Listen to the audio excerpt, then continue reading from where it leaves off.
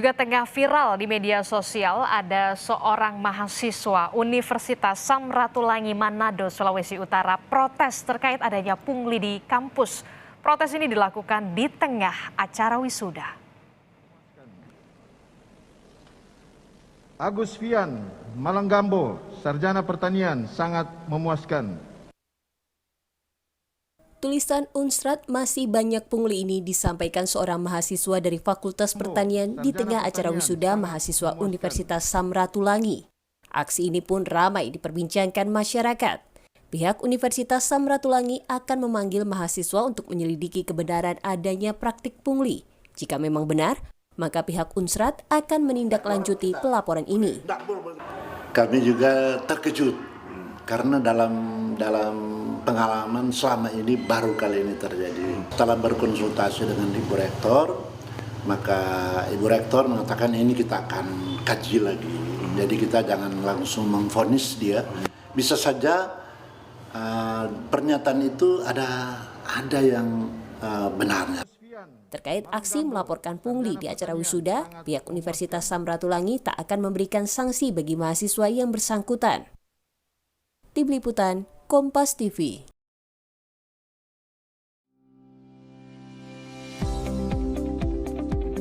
Assalamualaikum warahmatullahi wabarakatuh. Shalom Om Swastiastu, Namo Buddhaya, salam kebajikan. Kami mahasiswa Universitas Jember dari Fakultas Ilmu Sosial dan Ilmu Politik, Program Studi Ilmu Administrasi Negara dari kelompok 35 akan membahas tentang kasus pungutan liar atau pungli di Universitas Samratulangi atau Unsrat sebagai bentuk pelanggaran etika, tindakan korupsi, dan maladministrasi. Nah, topik pembahasan pada kasus ini yang pertama akan didahului dengan pendahuluan, kemudian ada pembahasan, selanjutnya ada solusi, dan keempat ada kesimpulan.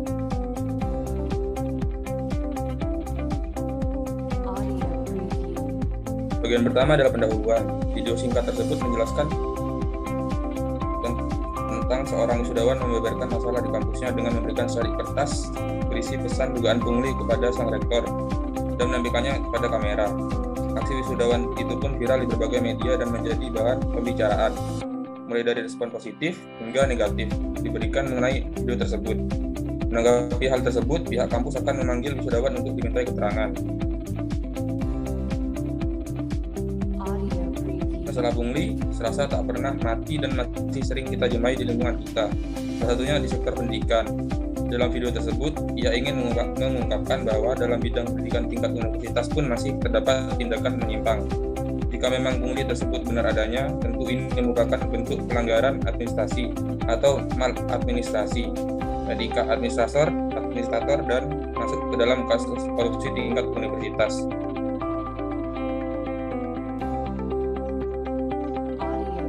Kemudian pembahasan mengenai pemungutan liar. Sebenarnya apa sih pemungutan liar? Jadi pemungutan liar merupakan tindakan pelanggaran hukum. Pungli adalah sebutan untuk segala bentuk pungutan yang tidak resmi dengan memberikan sesuatu berupa benda, fasilitas, uang dengan jumlah tertentu kepada pejabat pemerintah dan orang yang bernaung di bawah suatu kelompok atau organisasi dengan tujuan tertentu yang bertentangan dengan aturan hukum yang berlaku serta dilakukan secara rahasia.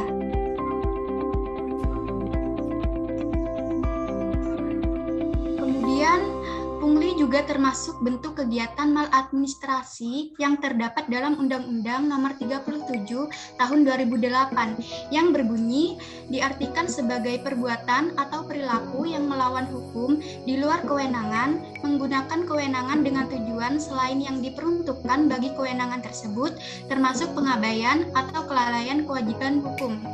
Jadi, dapat dikatakan bahwa pungutan liar termasuk dalam kategori kejahatan jabatan.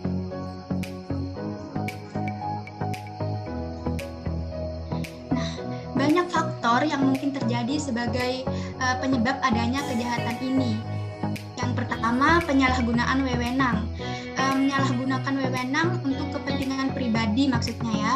Kemudian, faktor kultural atau budaya. Jadi telah terbentuk dan dilaksanakan sejak lama sehingga dibudayakan dan diteruskan secara turun-temurun. Yang ketiga, lemahnya sistem kontrol dan pengawasan oleh atasan. Nah, sehingga para pelaku ini mudah untuk melakukan kejahatan ini. Kemudian selanjutnya faktor ekonomi. Penghasilan yang tidak cukup mungkin memberikan dampak sehingga mereka melakukan pungli tersebut. Dan yang terakhir, terbatasnya SDM.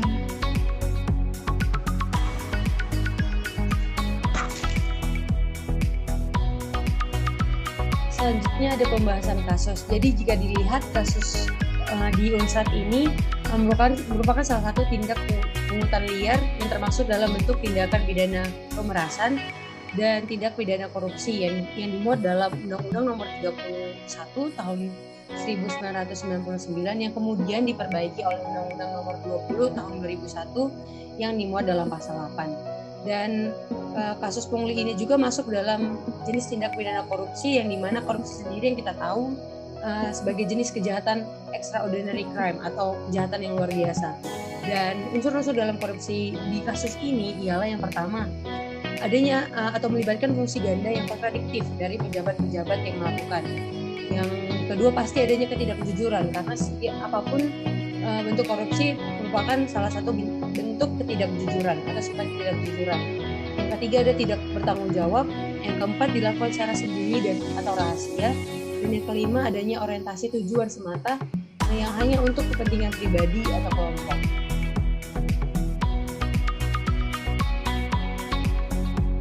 Nah, selanjutnya jika kita kaitkan dengan 7 jenis korupsi yang dimuat dalam Undang-Undang Nomor 2 Tahun 2001 tersebut, kasus ini masuk dalam jenis pemerasan. Dan jika kita kaitkan lagi ke dalam bentuk kategori-kategori korupsi, kasus ini masuk dalam kategori korupsi memeras karena kita lihat bahwa adanya paksaan berupa patokan harga antara 300 sampai 500 ribu rupiah untuk mempermulus dan memperlancar kebutuhan mahasiswa, khususnya mahasiswa di semester akhir.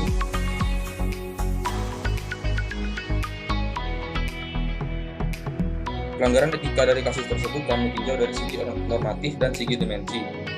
Dari segi normatif terdapat 4 macam norma. Yang pertama adalah norma agama, norma hukum, norma kesusilaan, dan norma kesopanan. Di segi dimensi terdapat 3 bentuk dimensi etika. Yang pertama logika, yaitu tentang benar atau salah dan cenderung rasional. Yang kedua adalah etika tentang baik atau buruk. Yang ketiga adalah estetika tentang indah atau tidak indah.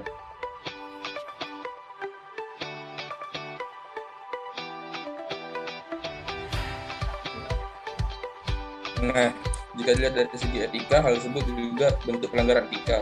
Dan jika memang benar secara hukum, setelah adanya pemeriksaan bahwa benar adanya pungutan liar di Unsrat, khususnya di Fakultas Pertanian, maka dilihat dari segi normatif dan dimensi etika dapat ditinjau dari 2 sisi, yaitu yang pertama segi mahasiswa yang melakukan, dan 2 pelaku yang melakukan pungutan liar. Nah, dari segi mahasiswa yang melakukan, bisa ditinjau dari segi normatif dan dimensi etika. Dari segi normatif sendiri, tindakan yang dilakukan mahasiswa tersebut kurang pantas dan kurang sopan, sehingga melanggar norma kesopanan karena melakukan hal tersebut. Kemudian dari dimensi etika, ada dari segi logika sendiri itu udah benar, karena memang ingin mengungkap kebenaran yang ada di kampusnya.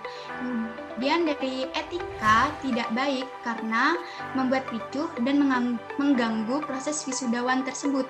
Dan yang terakhir dari estetika, jika dilihat itu kurang indah karena dipandang oleh penonton dan mahasiswa tersebut itu menunjukkan secari kertas yang bertuliskan Unsrat masih banyak pungli. Jika ditinjau dari segi pelaku yang melakukan pungli, dari normatifnya sendiri itu melanggar norma hukum karena melakukan tindak pidana korupsi berupa pemerasan yang diatur dalam Undang-Undang Nomor 2 Tahun 2001. Dari dimensi etika, dari segi logikanya sendiri itu salah karena ya jelas merugikan orang lain. Kemudian dari etika, itu merupakan hal yang buruk karena mengutamakan kepentingan pribadi atau bisa juga golongan.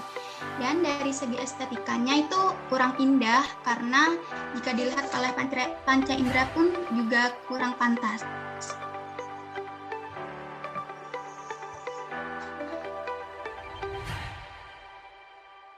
Nah, yang keempat ada solusi. Secara keseluruhan, upaya yang dapat dilakukan adalah yang pertama, pasti perlu adanya kontrol atau pengawasan dari atasan, sehingga atasan harus lebih intens kepada bawahannya secara hierarki. Dan yang kedua, adanya inspeksi berkala dari pihak atasan. Yang ketiga, perlu adanya mengedukasi dan memberikan informasi kepada masyarakat agar berani mengemukakan suara dan memberi laporan kepada pihak yang berwenang atau berwajib jika ditemukan kejahatan pungutan liar atau kejahatan lainnya dengan berdasarkan etika yang baik. Dan yang keempat, mendukung lembaga-lembaga anti korupsi.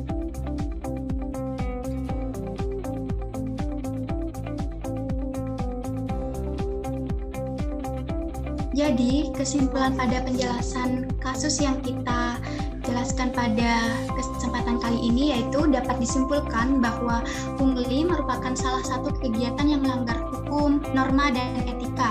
Selain itu, kegiatan pungli juga termasuk bentuk pelanggaran administrasi atau maladministrasi. Dalam praktiknya, terdapat beberapa faktor yang dapat mendorong orang untuk melakukan kegiatan langgar hukum tersebut, sehingga perlu adanya upaya dari berbagai pihak untuk bekerja sama dalam memberantas kasus pungli yang masih sering terjadi, utamanya di universitas. Diharapkan dengan upaya yang diterapkan nantinya mampu mengurangi kasus pungli yang ada.